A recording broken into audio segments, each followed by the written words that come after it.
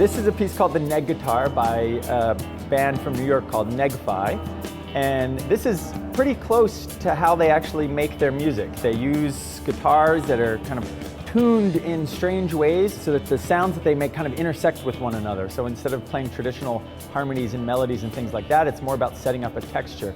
So you've got a rudimentary guitar with 2 strings, and those strings can be tuned via tuner, and they're tuned really close together. And if you've ever tried to tune a guitar, you know that when 2 strings are almost in tune, they beat. They go boo, boo, boo, boo, boo.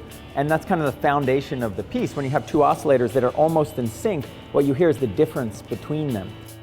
They then run that signal through a bunch of guitar pedals, which are pretty familiar to people, except that the guitar pedals are kind of confused by the signal that this thing makes. They're not used to this low sound with this beating. So for instance, this octave pedal, which typically just drops the sound you put into it down an octave, it starts to glitch. So even if you just put on the headphones and pluck one of the strings and have the octave pedal on, you already start to hear these very subtle, weird manipulations, things that the circuitry is just not made for. And then as you add in the other pedals and turn things up and play different notes, it gets more and more complicated.